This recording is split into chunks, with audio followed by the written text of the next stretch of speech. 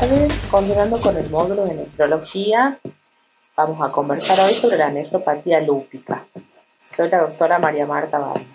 Bueno, la definición y la epidemiología. El lupus es una enfermedad autoinmune inflamatoria de curso crónico, tiene una etiología desconocida y existe una pérdida de la tolerancia inmunológica. La nefritis lúpica se presenta clínicamente en el 40 a 70% de los pacientes. Habitualmente se inician entre la segunda y tercera década de la vida y predomina en mujeres con una relación de hombre a mujer de 9 a 1. Hasta hace unos años, el 40% de los pacientes con nefritis graves evolucionaban a la muerte o a la insuficiencia renal crónica a 5 años de su diagnóstico. El pronóstico ha mejorado actualmente debido al diagnóstico más precoz y a tratamientos inmunosupresores de mucho mejor calidad. ¿Cuál es la patogenia que tiene la nefritis lúpica y cómo afecta al riñón? Bueno, en el lupus tenemos anticuerpos anti-DNA circulantes y también la formación de inmunocomplejos que se depositan en el glomérulo. Hay linfocitos B hiperreactivos que producen los anticuerpos anti-DNA, los linfocitos T helper que modulan de forma anómala a los linfocitos T y B, y hay concentraciones anormales de nucleosomas. Todo ello lleva a que los anticuerpos anti-DNA provoquen daño renal a través de diferentes mecanismos. Producen una lesión citotóxica directa o se unen a la porción FC de la membrana basal glomerular.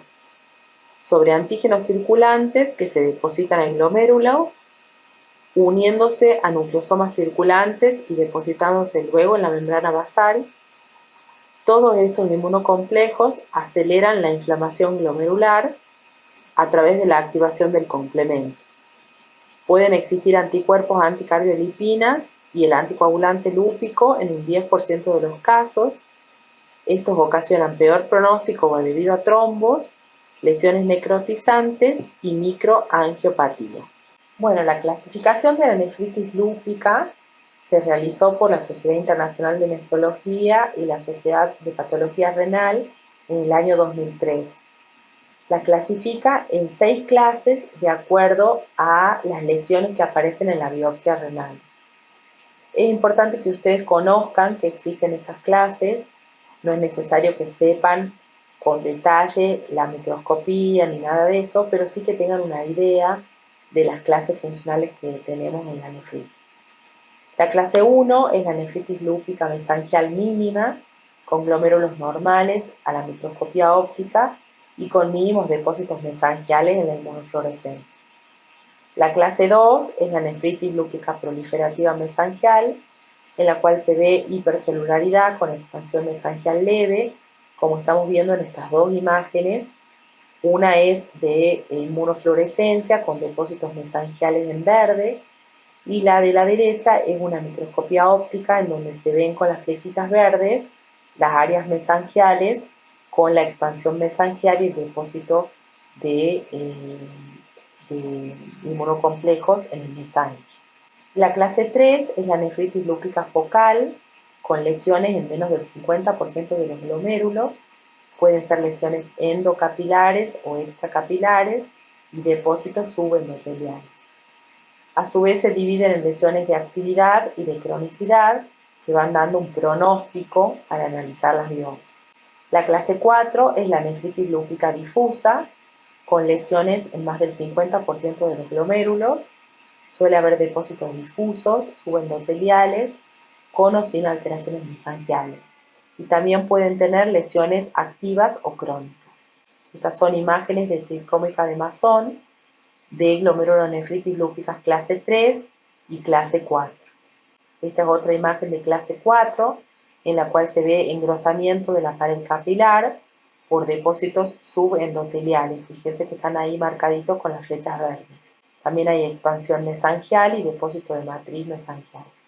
En la clase 5 tenemos la nefritis lúpica membranosa con engrosamiento de la membrana basal glomerular, con depósitos inmunes de forma global o segmentaria. Y la clase 6 es la nefritis lúpica esclerosada con afectación de más del 90% de los glomérulos y sin actividad residual. O sea, esta sería la clase final en la cual ya el paciente ha evolucionado a esclerosis glomerular. Esta es una imagen de clase 5 con engrosamiento de paredes capilares y proliferación mesangial. Pueden existir también lesiones intersticiales y vasculares que acompañen a cualquier clase de glomerulonefritis lúpica. En general se observan microangiopatías y vasculitis. La aparición de estas tiene implicancias terapéuticas y también pronósticas. Y se asocian a veces a síndrome antifosfolipídico, al lupus por fármacos o al uso de AINES concomitantemente con la aparición de la nefritis. Entonces le agrega patología intersticial y vascular al daño glomerular que presenta la nefritis lúpica. El cuadro clínico, bueno, la presentación es variable y depende mucho de la lesión patológica que tenga el glomérulo. Los pacientes de menor edad presentan con más frecuencia y gravedad la nefritis, siendo más rara y más leve en los mayores de 50 años. Se puede presentar con microhematuria y proteinuria como un síndrome nefrítico que se observa en la mayoría de los pacientes con nefritis de poca extensión y de poca gravedad. La proteinuria suele ser menor a 1 gramo en 24 horas y la presión arterial y el filtrado glomerular suelen estar normales. Otros pacientes se presentan como una glomerulonefritis aguda, con un sedimento urinario patológico, una proteinuria moderada, con o sin cambios en el filtrado glomerular, y la presencia de hipertensión arterial es un factor pronóstico en la evolución hacia la insuficiencia renal crónica. Muchos pacientes que tienen la glomerulonefritis de clase 4, que es la proliferativa difusa, se presentan con una glomerulonefritis rápidamente progresiva, con hipertensión arterial, un sedimento activo, caída rápida del filtrado glomerular, con oliguria marcada, y estos pacientes nos marcan mayor gravedad y afectación glomerular. Otro grupo de pacientes se presenta como un síndrome nefrótico, con filtrado glomerular normal o descendido, y un 60% presentan el síndrome nefrótico al momento del diagnóstico. Si no hay remisión con el tratamiento, tienen alta probabilidad de progresar a la insuficiencia renal crónica. Insuficiencia renal crónica también puede ser que la presentación ya de inicio el paciente tenga deterioro de la función renal y que ese deterioro sea progresivo. Se suelen acompañar de hipertensión arterial, sedimentos patológicos y proteinuria no nefrótica. La actividad lúpica va disminuyendo al disminuir el filtrado glomerular y los pacientes que llegan a diálisis o a diálisis peritoneal tienen la misma mortalidad que los otros pacientes con otras etiologías. El síndrome antifosfolipídico produce trombogénesis anómala, suele verse microangiopatías trombóticas, hipertensión con estenosis de las arterias renales o SAF multisistémico.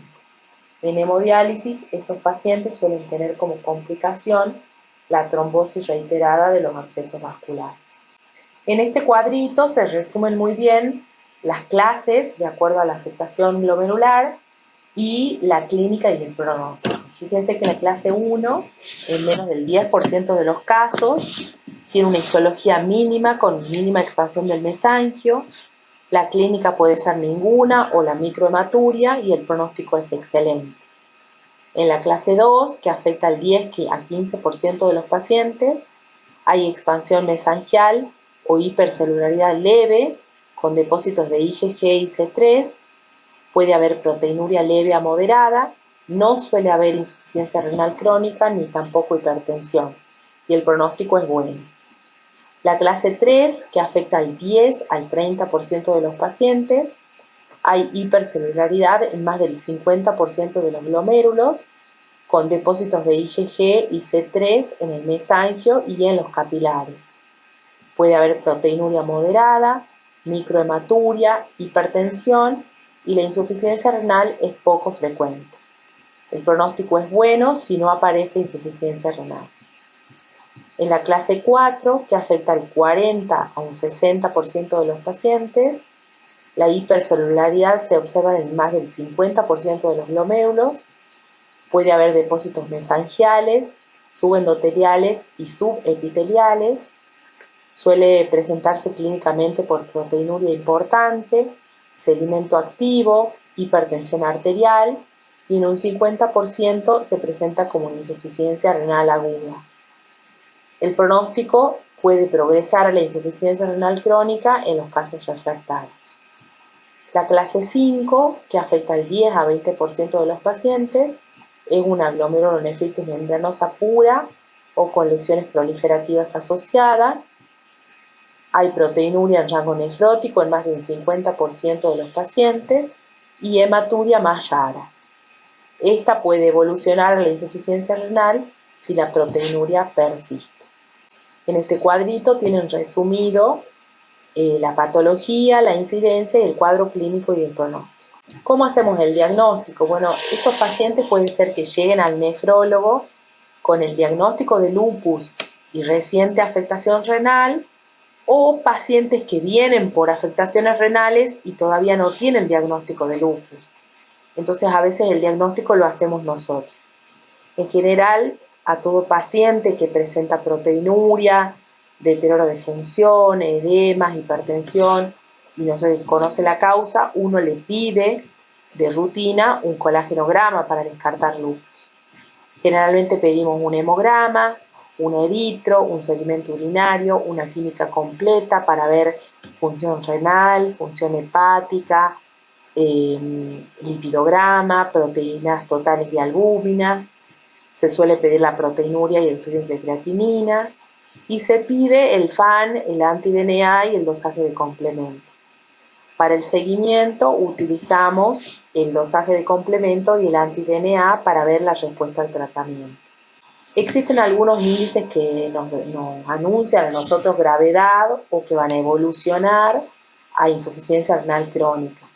Entonces sabemos que al momento del diagnóstico es de peor pronóstico las edades más jóvenes, el sexo masculino, la raza no caucásica, la presencia de anemia y plaquetopenia, el complemento bajo, el anti-DNA muy elevado, cuando la proteinuria es de rango nefrótico, cuando existe creatinina elevada, cuando hay hipertensión, y también el tiempo de evolución hasta realizar la biopsia renal, porque la biopsia renal nos mide los índices de cronicidad y los índices de actividad y nos puede ir dando un pronóstico para ver cómo va a evolucionar este paciente en el tiempo. El tratamiento, bueno, lo hacemos con corticoides y también con drogas citotóxicas. En las clases 3 y 4 o con disminución del filtrado glomerular o síndrome nefrótico, se utilizan pulsos de metilprednisolona, 1 gramo, en 3 días consecutivos, y luego meprednisona 1 miligramo kilo día con un descenso progresivo hasta dosis de 10 miligramos o menos a los 6 meses. También utilizamos drogas citotóxicas. En el esquema de la National Institute of Health de Estados Unidos utilizan ciclofosfamida, 750 miligramos a 1 gramo en infusión mensual por 6 meses y luego 6 pulsos trimestrales. Y el grupo de Eurolupus, ellos utilizan 500 miligramos cada 15 días durante 3 meses. Digamos, son diferentes maneras de hacer la inducción para hacer una remisión rápida del síndrome nefrótico y de la inflamación glomerular, sobre todo. Luego tenemos también otras drogas como la azatioprina, que se ha visto mayor tasa de recaída, por lo tanto ahora se la está usando cada vez menos. El micofenolato mofetil, que se puede utilizar para la inducción y también para el mantenimiento, actúa reduciendo la unión de los anticuerpos a células del glomérulo y el túbulo y disminuye la liberación de citoquinas. Es una droga muy buena, muy segura, que no requiere dosajes y que se la administra por vía oral. Así que estamos usando mucho ahora el micofenolato.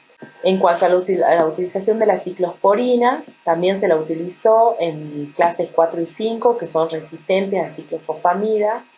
El problema que tiene es que tiene una alta tasa de recidivas y también deterioro de la función renal. Y por eso tratamos de usarla en casos muy especiales. El rituximab, que es un anticuerpo monoclonal anti-CD20, que logra deplesionar los linfocitos B y disminuir la producción del anticuerpo anti-DNA. El efecto se lo hace en infusión endovenosa y el efecto dura 5 meses. A veces es necesario realizar un nuevo ciclo y se lo utiliza en general combinada con micofenolato. Como coadyuvante utilizamos la hidroxicloroquina, 200 miligramos cada 12 horas, y también medidas de nefroprotección, ya que se deben tratar la infección y todas las otras complicaciones. Otras drogas en estudio son el belimumab, el atacicept y el tocilizumab. Acá está un esquemita de cómo se hace la inducción, con metilprednisolona 1 gramo durante 3 días, luego prednisona 1 miligramo kilo día con descenso progresivo, y a eso se asocia ciclofosfamida 0,5 a 1 gramo por 6 pulsos o 500 miligramos cada 15 días por 6, o micofenolato mofetil 1 a 3 gramos durante 6 meses. En caso de resistencia se puede cambiar ciclofosfamida por micofenolato o valorar el uso de rituximab. Para el mantenimiento utilizamos prednisona a dosis menores a 20 miligramos día, asociado a micofenolato mofetil o azathioprina. Para la nefroprotección utilizamos IECA o bloqueantes ARA2 si es que el paciente se encuentra hipertenso, y si no los usamos en dosis antiproteinúricas, que son dosis más bajitas. En general es necesario utilizar diuréticos, sobre todo cuando hay síndrome nefrótico. Usamos estatinas, usamos aspirinas si la proteinuria es de rango nefrótico, usamos omeprazol como protección gástrica y utilizamos calcio y vitamina D para disminuir la desmineralización ósea que producen los corticoides. Acá yo les traje un casito clínico para mostrarles más o menos cómo se presentan los pacientes. Es una mujer de 35 años que consulta por poliartralgias y fotosensibilidad de 2 meses de evolución. Ella refiere el diagnóstico de polimialgia 6 meses previos. Refiere caída de cabello y una anemia crónica por la cual fue transfundida en 2 oportunidades. En el examen físico tiene una TA de 150-90, con leves edemas en miembros inferiores, un rash malar bilateral y no presenta artritis. En el laboratorio tiene un hematocrito de 24%, una hemoglobina de 8,2, glóbulos blancos de 4.300, plaquetas de 160.000, glucemia 87, urea de 100, creatinina 2,3, colesterol 240, triglicéridos de 150, y una orina con hematuria 3 cruces, cilindros hemáticos y proteína 2 cruces. Una proteinuria de 24 horas de 2,7 gramos. O sea que hasta ahí tenemos una paciente que presenta poliartralgias, caída de cabello y una anemia crónica, lo cual ya nos orienta hacia una probable patología autoinmune. Tiene también la edad y el sexo, que también nos orienta a pensar en esto. El diagnóstico de la polimialgia 6 meses previo, muchas veces estos pacientes tienen diagnósticos de otras patologías reumatológicas hasta que finalmente se manifiesta el lupus.